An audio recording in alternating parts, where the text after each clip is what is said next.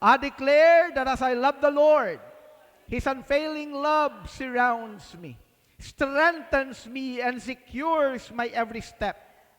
As I diligently seek Him, I will surely find Him. Unstoppable riches and honor, enduring wealth, and lasting prosperity are mine. No barrier, no opposition, and no limitation can block the blessings that flow from His presence. I declare that I walk in divine favor, carrying heaven's abundance wherever I go. My life is marked by honor, prosperity, and unstoppable grace that cannot be denied or diminished. Wisdom crowns me with strength. Favor opens doors before me, and abundance follows me all the days of my life. These are my declarations in the name of my Lord and Savior, Jesus Christ. Amen. Praise God. Pwede ka bang lumapit sa tatlong tao, sabihan mo, pabanal ka ng pabanal, payaman ka ng payaman, pa-level up ka ng pa-level up. Makakaupo na po kayo. Praise the Lord. Welcome to Christ the Rock Church, our spiritual family. Ang Christ the Rock po ay nag-i-exist. We exist to share the love of our God, to move in the power of the sovereign Holy Spirit. We exist to operate in miracle signs and wonders and to share the saving grace of the gospel of our Lord and Savior, Jesus Christ. At sa umaga pong ito, pinagpapatuloy natin ang tema ng buong isang taon ng 2026, Unstoppable Riches and Honor. Sabihin nga natin, Unstoppable Riches and Honor. So yan ang tema ng ating buong taon. At ang month of January, ang ating prelude, ang introduction habang papasok tayo ng papasok sa taong 2026 ay ang nais natin, maranasan natin ang mga pangako ng Panginoon, Unstoppable Riches and Honor. At binigyan ko ng title ang ating topic sa umagang ito, Seek the Lord, the Pursuit of the Almighty God. And once again, I want to read our scripture in the book of Proverbs chapter 8, verse 17 to 18. Pwede bang basahin natin ito ng sabay-sabay? Ready, read. I love those who love me, and those who seek me find me. With me are riches and honor, enduring wealth and prosperity. So I just pray that this year 2026, itong verse na ito, Proverbs chapter 8, verse 17 to 18, ay patuloy nating ma-absorb, maging memory verse natin, maranasan natin, maipamuhay natin. Because we are not just hearers of the word, we are believers and doers of God's word. Can I hear your amen? At isang nabanggit sa dalawang talata na yan ng Book of Proverbs, written by the wisest man ever lived, the wealthiest man ever lived, the successor of King David, King Solomon. Isa sa binanggit dyan na pagkakatiwalaan last Sunday sa ating topic na pinag-usapan, may mga tao na pagkakatiwalaan ni Lord ng riches and honor. At ang kayamanan na ipinagkakaloob ng Panginoon ay hindi katulad ng kayamanan na pwedeng makuha sa sanlibutan. May mga tao na yumayaman at nakukuha nila ang kayamanan na walang karangalan. Ang ibig sabihin, hindi sa marangal na kaparaanan. Subalit pag ang Diyos ang nagbigay ng kayamanan, kasama dyan ang karangalan. Kasama dyan ang honor. Amen? At ang mga pagkakatiwalaan ng Panginoon na napag-usapan natin last Sunday ay mga good and faithful stewards. Yan yung Panginoong Jesucristo ay nangaral ng parable of the talents ng isang mayaman. Nung siya ay aalis, pinagkatiwala niya ang kanyang kayamanan sa kanyang mga alagad. At 3 alagad niya, ang kanyang pinagkatiwalaan ng kanyang kayamanan, at nang siya ay bumalik, yung pinagkaitiwalaan niya ng 5 naging 10. Ang sabi niya, "Well done, my good and faithful servant." So meaning, ang pagkakatiwalaan sa maliit, pagkakatiwalaan pa ng mas malalaki pa. Kaya kinakailangan tayo ay maging good and faithful stewards. Ang ibig sabihin niyan, mabuti at mapagkakatiwalaan na katiwala. Mga managers tayo ng mga pagpapala ng Panginoon. Ang pangalawa ay ang mga generous givers. Puro letter G yan. Una, good and faithful stewards. Ang pangalawa ay mga generous givers. Iba ang prinsipyo ng sanlibutan, iba ang prinsipyo ng kaharian ng Diyos. Ang prinsipyo ng kaharian ng Diyos, it is more blessed to give than to receive. May blessing ba sa pagtanggap? Yes. Sino dito nagagalak kapag ka ikaw ay binibigyan? Amen. Sino dito natutuwa ka kapag ka ikaw ay nililibre? Amen? Tanungin mo nga ang katabi mo, kapatid, mahilig ka ba sa libre? Ito sasabihin ko sa inyo. Kapag ka may nanlilibre sa'yo, kapag may nagbibigay sa'yo, huwag mong tatanggihan. Maaaring kapag may nagbibigay sa'yo, yan ay nagbubukas ng pintuan ng pagpapala para sa kanyang buhay. Why? Because the Word of God said, it is more blessed to give than to receive. Hindi sinasabing walang pagpapala sa pagtanggap. Kapag ka ikaw nakatanggap, abay, blessing yan. Amen. Pero yung nagbibigay, makararanas ng kakaibang kagalakan, at kapag ang tao ay nagbibigay ng buong puso, lalong-lalo na kung ang motibo ng kanyang puso, dahil mahal niya ang Diyos at mahal niya ang kanyang kapwa, may dumadaloy na kakaibang pagpapala. Can I hear your amen? Sabihan mo ang iyong katabi, payaman ka talaga ng payaman. So ang una ay mga good and faithful stewards. Mapagkakatiwalaan, mabuti, mahusay. Ang pangalawa, generous givers. Pero may pangatlo. Ang pangatlong pinagkakatiwalaan ng Panginoon ng kanyang kayamanan ay mga God seekers. Kaya nga dito sa talatang ito, ang sabi ng Panginoon, I love those who love me. And those who seek me will find me. Kaya ito pag-uusapan natin sa umagang ito. Pero ano nga ba ang isang God seeker? What is a God seeker?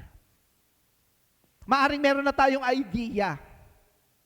Pero ang layunin natin sa umagang ito, kung pinagkakatiwala pala ng Diyos ang kanyang kayamanan, ang kanyang mga pagpapala sa mga God seekers, mainam na malaman natin, ano ba yan? Anong klaseng tao ba ang God seeker na yan? Anong klaseng Kristiyano siya? Anong klaseng anak siya ng Diyos? Upang patuloy tayong mamold. Mapagkatiwalaan tayo. Amen. Pakinggan niyo po akong mabuti. May mga pagpapala na regalo ng Diyos. Wala kang kailangang gawin, ibibigay sa iyo. Kasi nga, regalo. Amen. Sige mahal, kuhanin mo, okay lang. Alam niyo, ako dati, mahigpit ako sa mga bata.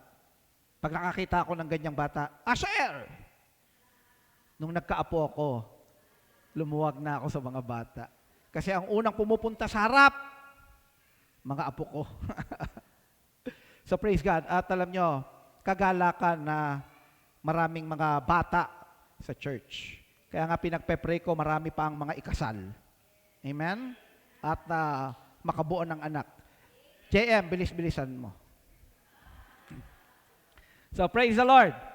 Nasaan na ba tayo? Layo na nang narating natin. Okay. So pinag-usapan natin ang mga God seekers. Yan ang pinagkakatiwalaan ng Panginoon ng kanyang mga pagpapala. Amen. The God seeker rises above mediocrity. Yan ang God seeker. Alam nyo, yung seeker ng tao.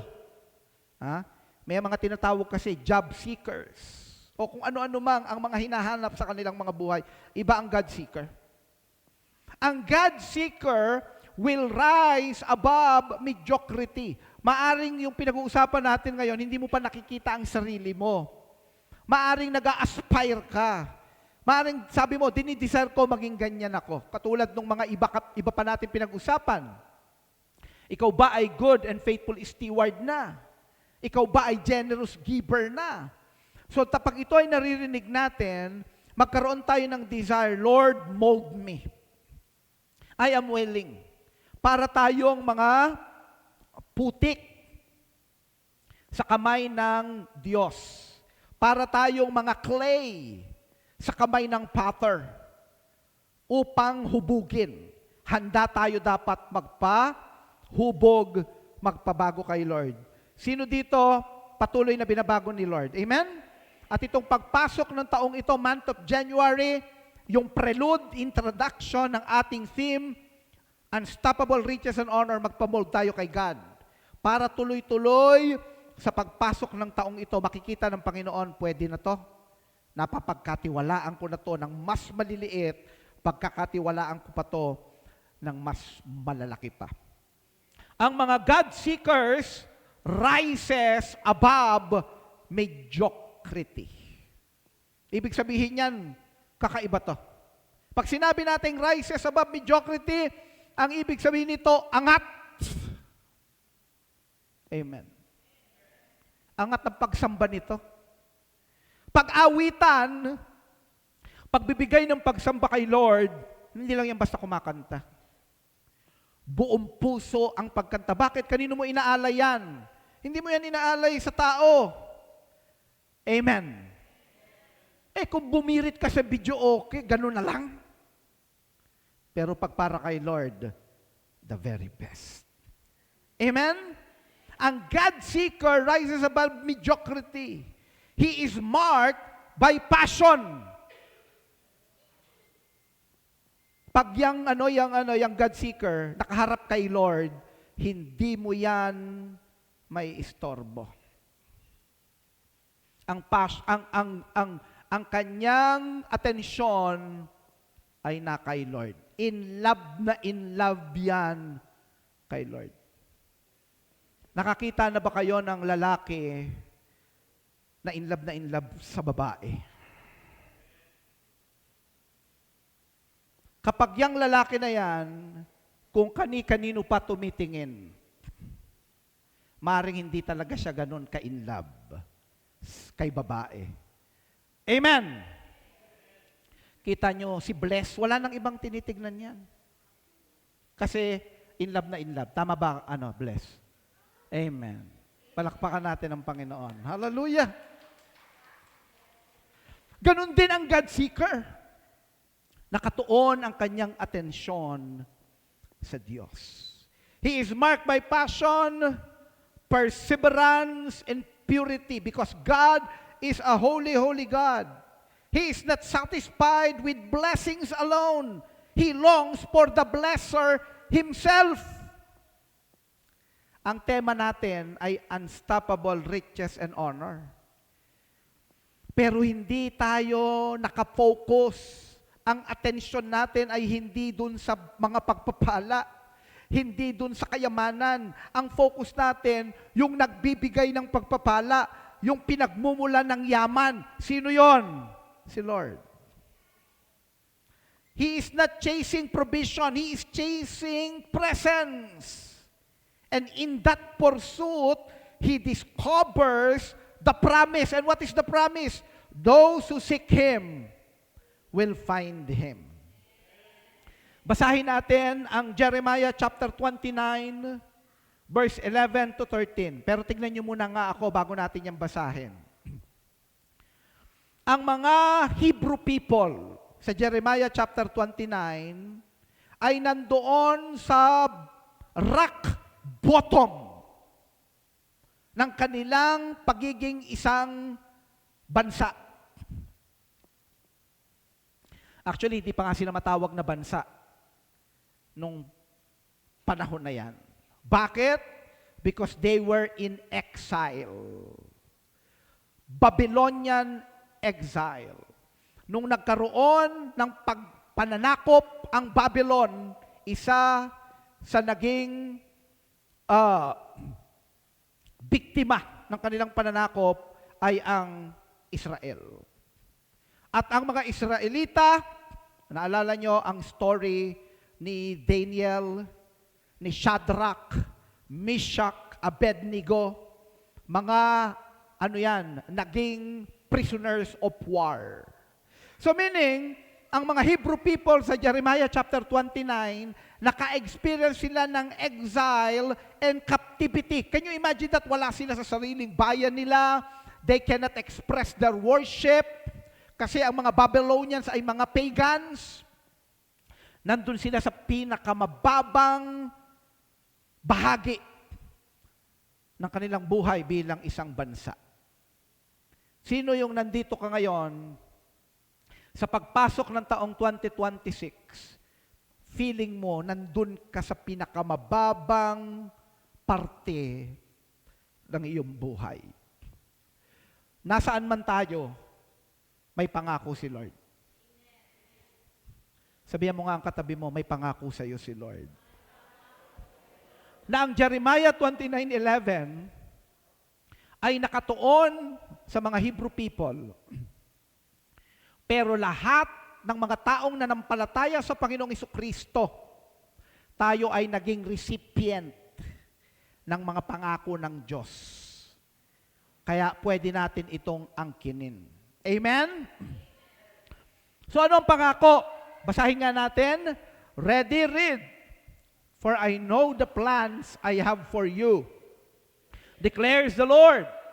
Plans to prosper you and not to harm you. Plans to give you hope and a future. Then you will call upon me and come and pray to me, and I will listen to you. Verse 13, you will seek me and find me when you seek me with all your heart. Wow. What a promise. When they were at the rock bottom, the lowest point of their life as a nation, as people of God. Can you imagine that? Ang tawag sa kanila, the chosen people of God. Pero ang karanasan nila, wala silang karapatan, walang kalayaan, they were in exile, in captivity, and then ang Panginoon nagbigay ng kanyang pangako. At ang Diyos, ang ating Diyos, ay totoo sa kanyang mga pangako. Amen? Maaasahan. Kaya nga, panghawakan natin ang pangako ni Lord. Ha? Ang tao pwedeng mapako ang kanyang mga pangako kahit gaano siya kabuti, kahit gaano kaganda ang kanyang intention, kasi may mga pagkakataon na dumarating ang ating mga limitations.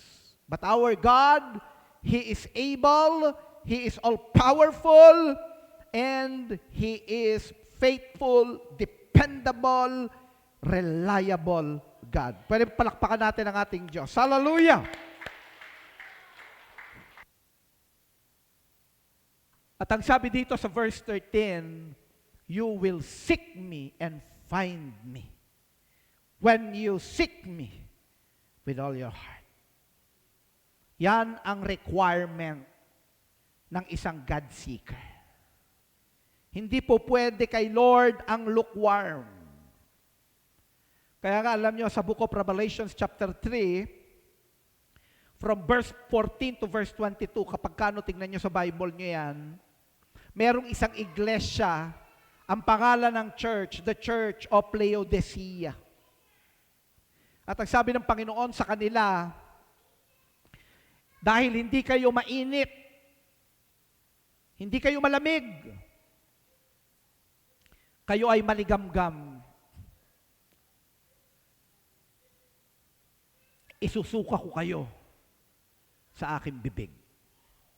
Hindi katanggap-tanggap kay Lord ang Kristyanismo na mediocre, average. Kung susunod ka na lang rin kay Lord, sumunod ka na ng buong puso.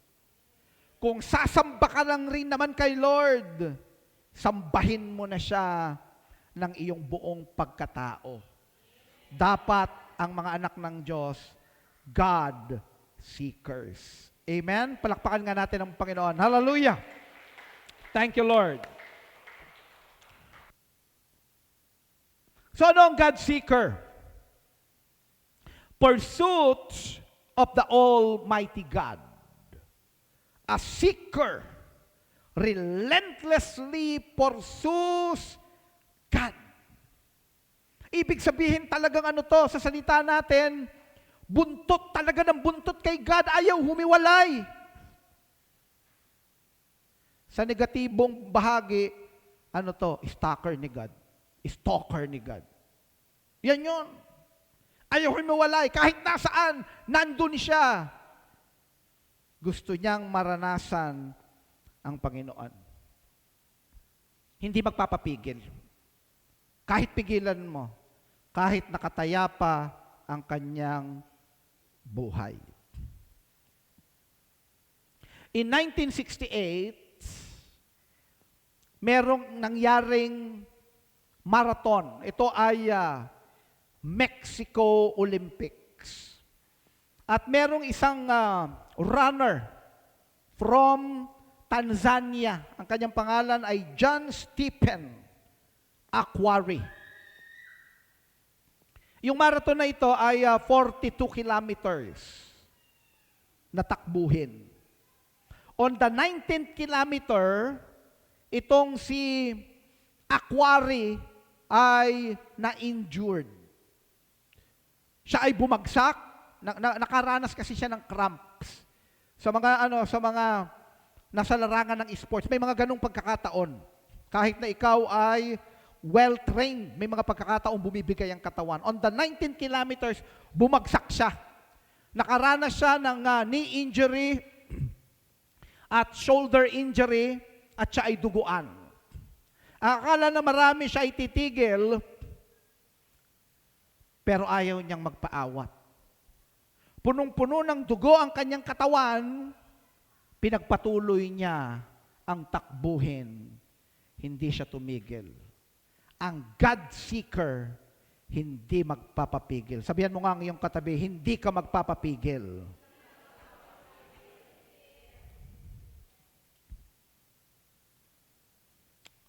Hanggang sa dumating na ang first placer, second placer.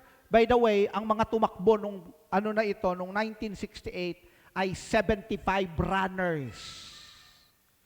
Hanggang sa dumating ang pinakahuli. Out of 75, 57 lang ang nakatapos. At si Akhwari ang pang 57th place. Natawid niya ang finish line na duguan. At nang siya ay tinanong, why he didn't quit? Bakit hindi siya nagpapigil? Meron naman na siyang reason. Amen.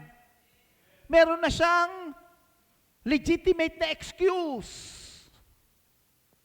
Ang mga Kristiyano nga umambon lang. Hindi na magcha-church. Sabihan mo nga ang iyong katabi, kapatid, alam ko hindi ikaw yun. Ha? Ang mas matindi, Yung hindi pa umaambon, tumingin pa lang sa ano, naku mukhang uulan. Hindi na muna ako mag-church ngayon. Mag-o-online na lang ako. Ang sagot ni Aquari, my country did not send me 5,000 miles to start the race. They sent me 5,000 miles to finish the race. Meron siyang minahabol Meron siyang misyon. Amen? Ganon din ang God seeker. Kung si Aquari, ang kanyang paningin nakatuon sa finish line, ang mga God seekers, nakatuon ang ating isipan, ang ating atensyon, ang ating focus, nakatuon kay Lord. Amen? Praise God. Palakpakan natin ang Panginoon. Meron akong gustong ipakita sa inyo na isang video clip. At makikita natin ito na kapag meron talagang dahilan, ang isang tao hindi magpapapigil. Panoodin natin ito.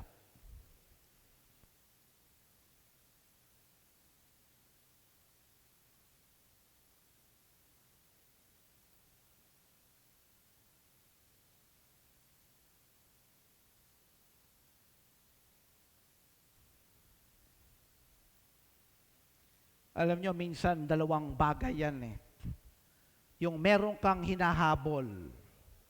Meron kang hinahabol-habol. O merong humahabol sa'yo. Sino dito hindi ka mapipigilang tumakbo kapag ka may humahabol sa'yo? Amen? Sino dito nahabol na ng aso? Ha? Walang obstacles. Walang mga harang-harang, tatakbo ka talaga ng mabilis. Lalo na nung nilingon mo, Doberman ang humahabol sa iyo. So, panoodin natin ito.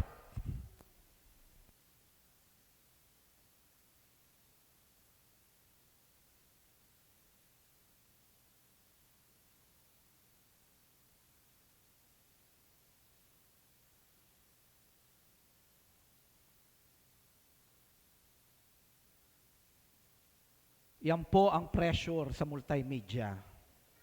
Sa kanila na nakatingin lahat ngayon.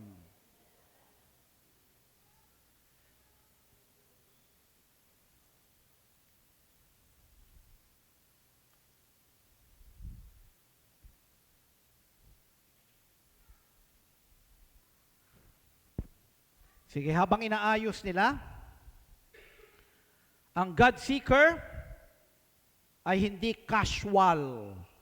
Subalit ang God seeker, relentless. He pursues God with all his heart and soul. Hindi talaga mapipigilan. Nandun yung kanyang passion. Okay na ba? Hindi pa.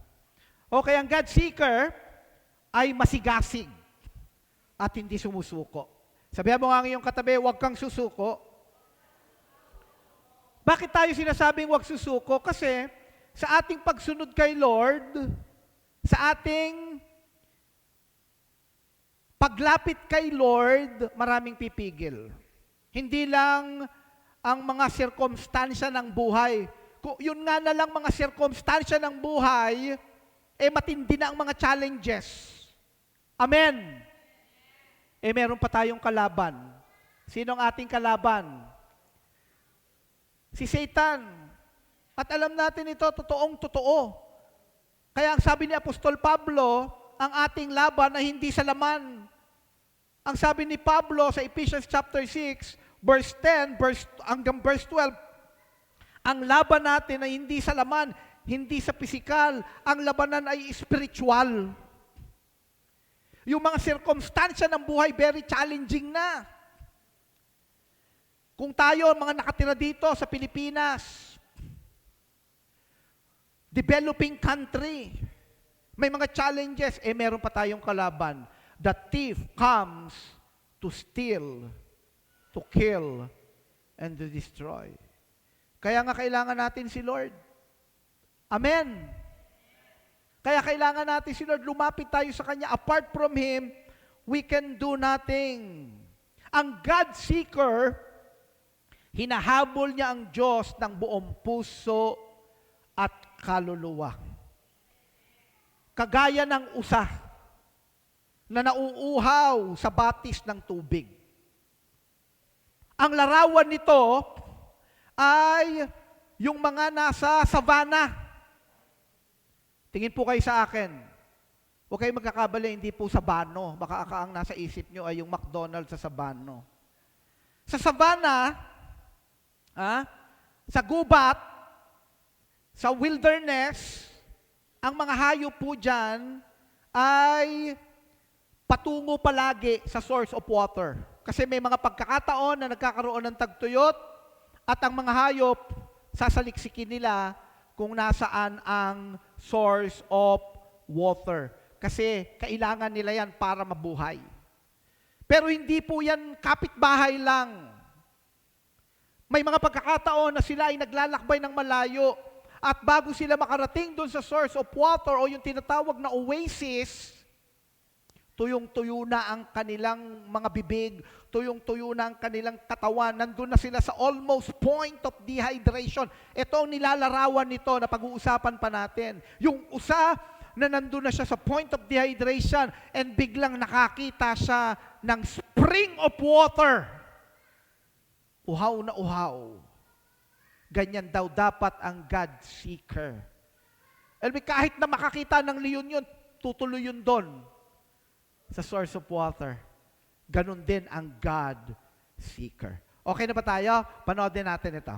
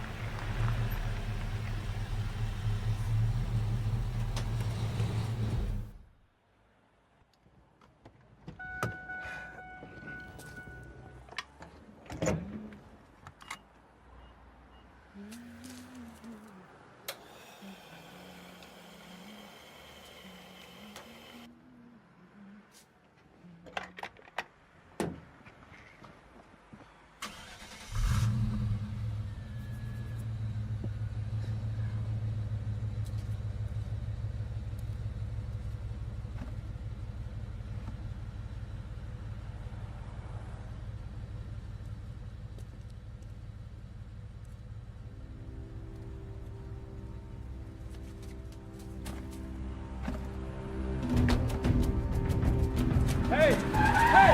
No! No! No! Stop! Get out! No! No! Stop the car! No! No! Stop the car! Stop the car! Stop the car! Go, dog! Let go, dog! No!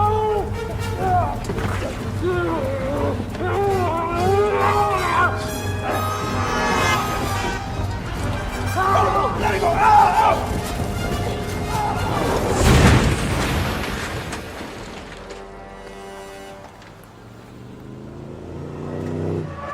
Get this man, let's go! Hurry up, man! This ain't worth it, dog! Come on! Get in! Sir, are you okay? Are you okay? Just lay still. We're calling for help. We're getting help. Don't worry about the car. I'm not worried about the car. I'm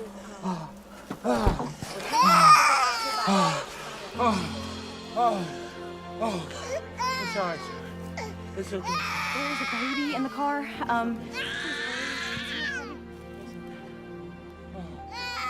Yeah, I think it's his dad that's with him. Yeah, I think he's all right.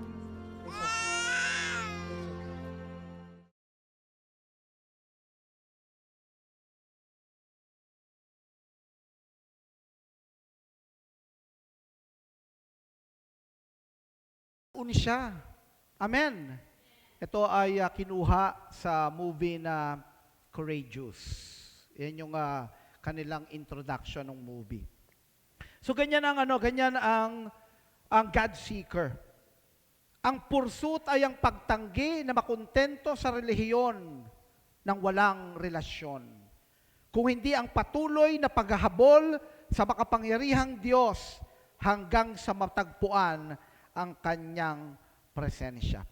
Meron tatlong bagay na makikita natin na katangian ng God seeker.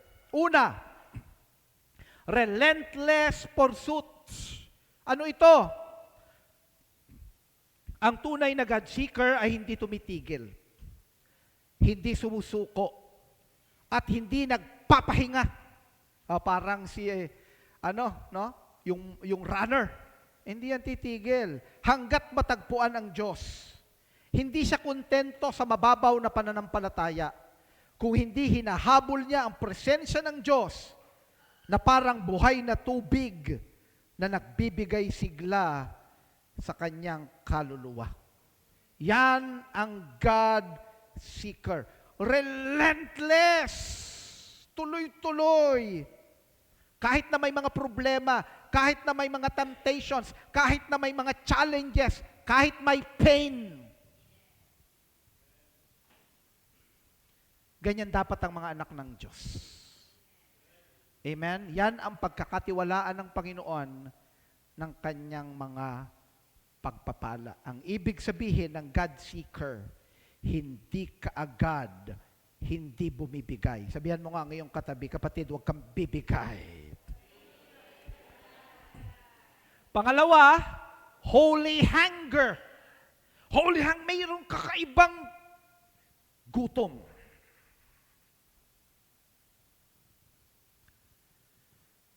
Nakakita na ba kayo ng taong gutom?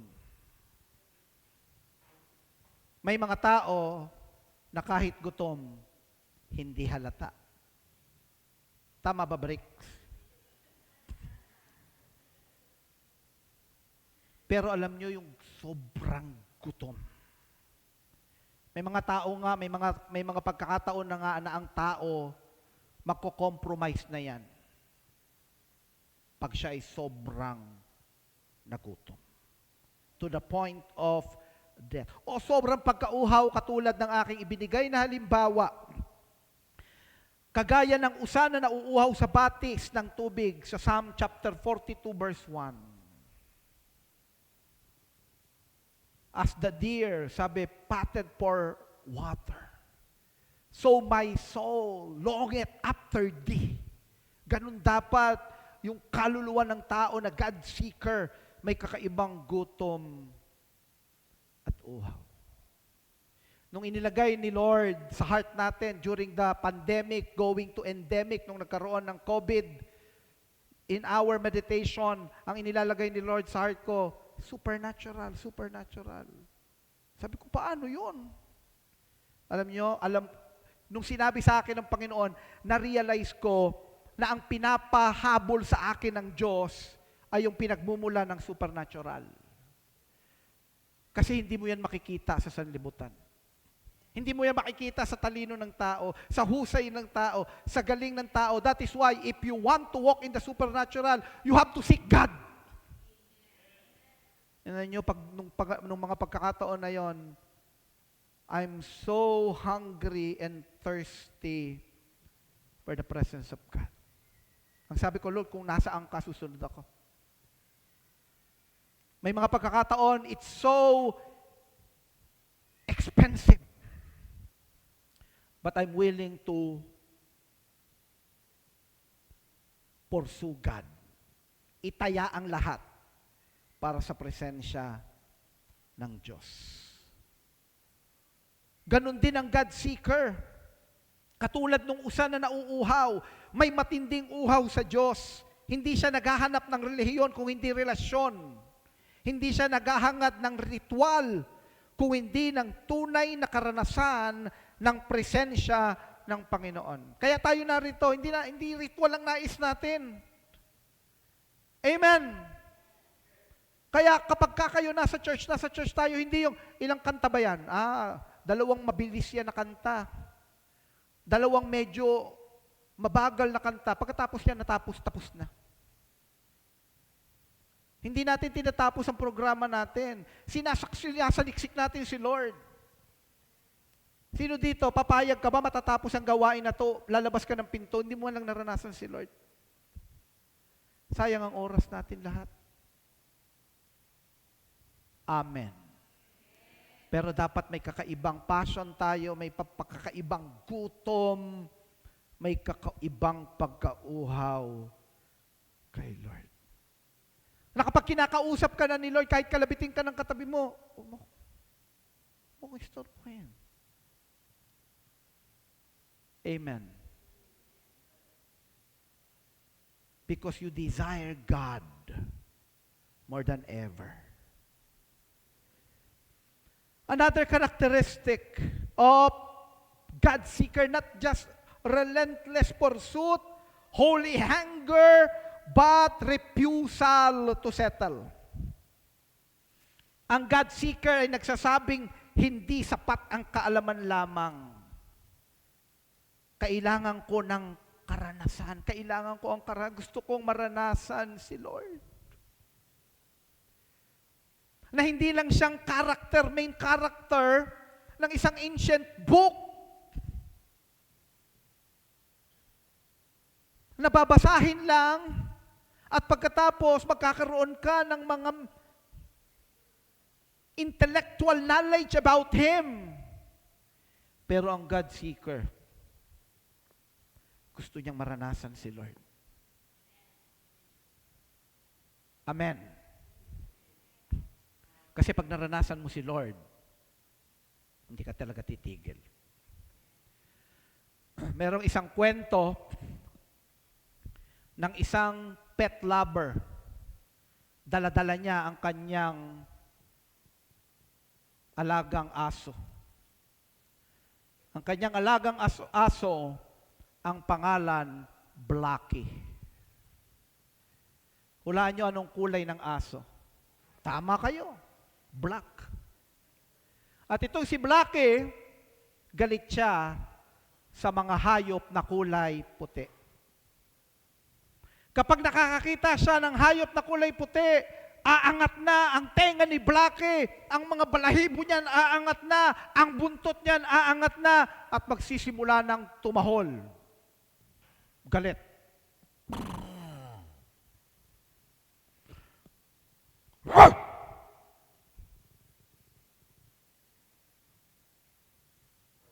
At hahabulin niya yung hayop.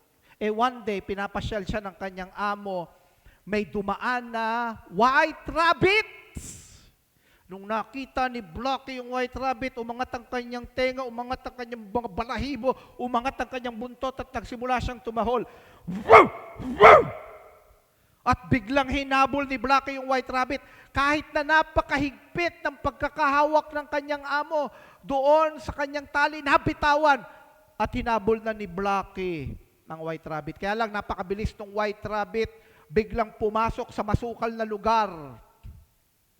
At tahol ng tahol si Blackie. At habang tumatahol si Blackie, maya-maya, may mga nagtatahulan na aso sa paligid. At nagdatingan. At nagsimulang habulin din ng mga aso at hanapin ang white rabbit. Yung mga bata, tuwang-tuwa sila, nakikita nila yung mga aso nagtatakbuhan. Kaya lang, makalipas ng ilang minuto, yung mga aso unti-unti nang bumabalik, tumitigil ng tumakbo. Hanggang meron na lamang isang aso. Ganun pa rin, tumatahol, nakatayo ang tenga, nakatayo ang balahibo, nakatayo ang buntot, tumatahol pa rin. Sino yon? Si Blackie. Yung mga bata, lumapit dun sa amo. Sabi ng mga bata, sir, bakit lahat ng aso tumigil ng habulin, hanapin yung white rabbit? Bakit si Blackie tuloy-tuloy pa rin? Ang sabi nung amo ni Blackie, tanging si Blackie lang ang nakakita sa white rabbit. Yung ibang mga aso, nakitahol lang. Nakihabol lang. Hindi talaga nila nakita ang white rabbit. May mga tao, nakikitahol lang. nakikihabol, nakikipraise the Lord, nakikitaas ng kamay, walang karanasan sa Diyos. Kaya pag lumipas ang panahon, may mga pagsubok, may mga problema, titigil. Dapat katulad tayo ni Blackie. Naranasan natin si Lord.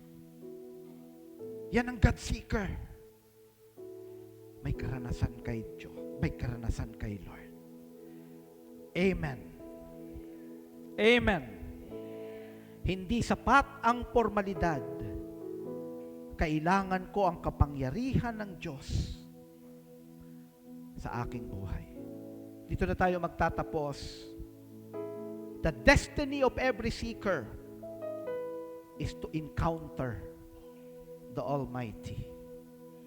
To be transformed by His presence and to walk in His provision and power. Seek Him with all your heart and you will find Him. Pursue Him with all your soul and you will never be the same. Siya ang nangako, if you seek me with all your heart, you will find me. Amen? Sino dito sa umagang ito nais mo pang maranasan si Lord? Siya ang Diyos na sumasama sa atin. Hindi siya Diyos na malayo,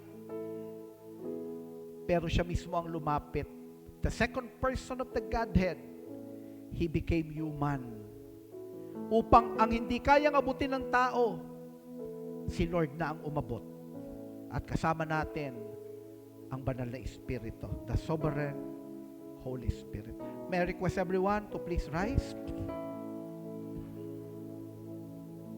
Ipikit natin ang ating mga mata. Ako ay naniniwala na sa umagang ito, kasama natin si Lord.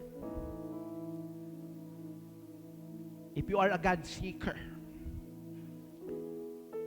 if you want to experience Him, if you will seek Him with all of your heart,